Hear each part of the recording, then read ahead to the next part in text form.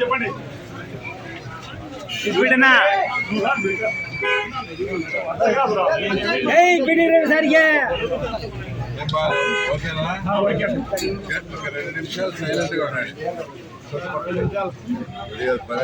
అందరికీ నమస్కారం.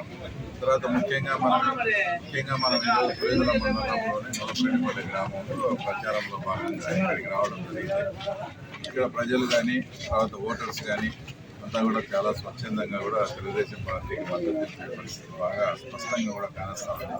ముఖ్యంగా ఇక్కడంతా ఈ ప్రాంతం గమనిస్తే అంతా కూడా అరటి తోటల మీద రైతాంగం అంతా కూడా అరటి తోటల మీద ముఖ్యంగా ఈ అరటి తోటలకు కావాల్సింది మైక్రోవేవ్ కింద సేద్యం ద్వారా డ్రిప్ ఇరిగేషన్ ద్వారా తర్వాత వీళ్ళంతా కూడా నీళ్ళపారకము అంతా కూడా చేస్తూ ఉంటారు.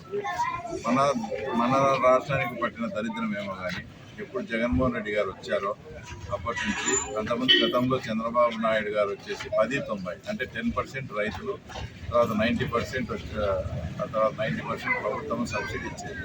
అది దాదాపు 3-3.5 సంవత్సరం ఏ సబ్సిడీ కూడా లేకుండా చేసి తర్వాత వాళ్ళకి సంబంధించిన వ్యక్తులకే ఇస్తూ అది కూడా ఉత్త డ్రిప్ మెటీరియల్ ఇచ్చి పైపులు కూడా ఇవ్వకుండా ఆ డ్రిప్స్ ఇస్తానే దాదాపు సర్వనాశనం చేసిన పరిస్థితి. ఇంకా అరటి తోటలు కాకుండా ఏదైనా ఇతరత్ర పంటలు వేసుకుంటే గతంలో తెలుగుదేశం పార్టీ అధికారంలో ఉన్నప్పుడు వాళ్ళకి ఇన్సూరెన్స్ విధానం ద్వారా వాళ్ళు డబ్బులు కట్టేవాళ్ళు.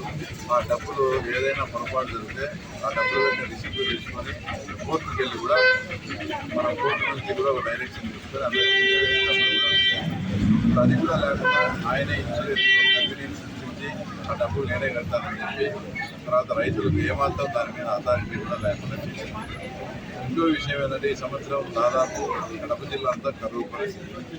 తన సొంత నియోజకవర్గంలో ఉండే మండలాలను కూడా కరువు మండలాలుగా కూడా ప్రకటించలేని దుస్థితి వచ్చేసి జగన్మోహన్ రెడ్డి.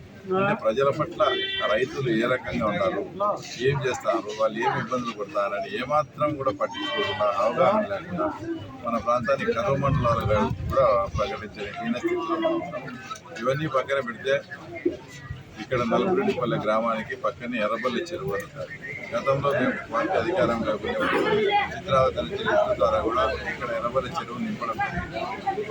ఆ ఎర్రబల్లి చెరువును కదా కొంచెం కెపాసిటీ పెంచి మ్యాక్సిమం కెపాసిటీ అనుకుంటారో ఏదైనా పొలాలకు అక్వేట్ చేస్తే ఈ ప్రాంతం నలపరెడ్డిపల్లి ప్రాంతం ఎస్పెషల్లీ సస్యశ్యామలంగా ఉండి ఎక్కువ నీళ్లతో సమృద్ధిగా ఉండాలి.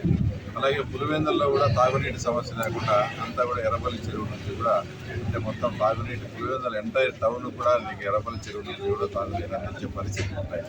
ఇలాంటి స్పష్టంగా కనబడుతున్నా కూడా జగన్మోహన్ రెడ్డి పులివెందుల ప్రాంతాన్ని ఏమాత్రం మళ్ళీ ఈ ఊర్లో 2,400 ఓట్ల మెజార్టీ ఎప్పటికీ జగన్మోహన్ రెడ్డి వస్తూ ఉంది. అట్లా అంత మెజార్టీ ఇచ్చే ఇలాంటి ఊర్లనే కూడా జగన్మోహన్ రెడ్డి పట్టించుకోకుండా తర్వాత ఇంత నిర్లక్ష్యానికి గురి చేసినాడు. కాబట్టి తప్పకుండా ఇప్పుడు ప్రజలంతా కూడా ఆలోచిస్తున్నారు. తర్వాత రైతాంగం అంతా కూడా అసలు మనకు జగన్మోహన్ రెడ్డి వచ్చినప్పటి నుంచి ఈ రైతులకు ఏం చేస్తున్నాడు, రైతులు ఎవడు కానీ అసలు వేరే ఊర్లో ఏమంటున్నారంటే కడుపుకు అన్నం తినే ఏ రైతు కూడా ఈసారి జగన్మోహన్ రెడ్డికి మేము ఓటు వేయమని ఒక రైతు నాకు స్పష్టంగా చెప్పిన సందర్భాలు కూడా. కాబట్టి ఇవన్నీ దృష్టిలో పెట్టుకుని ఈ మధ్యగా కొత్తగా మీరు ఒకటి గమనించారా లేదో, మీరు రిజిస్ట్రేషన్ యాక్ట్ కానీ పాస్బుక్ల మీద పోతే మనం ఏదైనా ల్యాండ్ రిజిస్ట్రేషన్ చేసి మనకు ఒరిజినల్ డాక్యుమెంట్ ఇవ్వకుండా జిరాక్స్లు ఇస్తారంట. ఇంకా ఆ జిరాక్స్ ఆయన ఒరిజినల్ ఆయన దగ్గరే పెట్టుకొని ఎప్పుడు తక్కువ వచ్చే తర్వాత అప్పుడు ఎక్కడైనా బ్యాంకులో తాకట్టు పెడతాడు. ఎందుకంటే సెక్రటేరియట్నే వచ్చేసి తాకట్టు పెట్టే పరిస్థితి.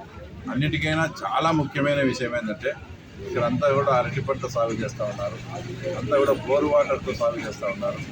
మోటార్లకు మీటర్లు బిగించామని రైతులతో అందరితో సంతకాలు కూడా పెట్టించారు.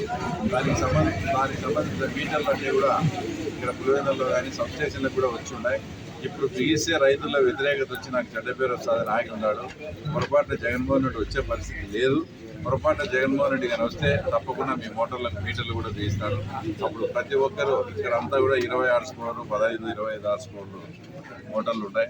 ప్రతి ఒక్కరికి 20,000 నుంచి 25,000 రూపాయలు ఒక్క మోటార్కే. 2 మోటార్లు ఉంటే 50,000 రూపాయలు బిల్లు వచ్చే పరిస్థితి ఉంది. అవంతా కూడా రైతులకు గుదిబండలా తయారవుతుంది. కాబట్టి ఈ సమస్యలన్నింటినీ బేరీజ్ వేసుకొని తర్వాత మేము ముఖ్యంగా చంద్రబాబు నాయుడు గారు కూడా పులివెందులకు వచ్చాము. ఫెన్సింగ్ వేసుకునే దానికి కూడా ఇప్పుడు ఏదైతే డ్రిప్ సబ్సిడీ ఇచ్చారో అదే రకంగా ఫెన్సింగ్ కూడా సబ్సిడీ ఇస్తామని చెప్పారు. ఇన్ని పథకాలు ఇవన్నీ ఉన్నాయి. ఆలోచన చేసి తర్వాత ముఖ్యంగా నల్లపురెడ్డిపల్లి రైతాంగం ఆలోచన చేసి తప్పకుండా తెలుగుదేశం పార్టీకి మద్దతు వస్తుందని మేము ఆశిస్తాం.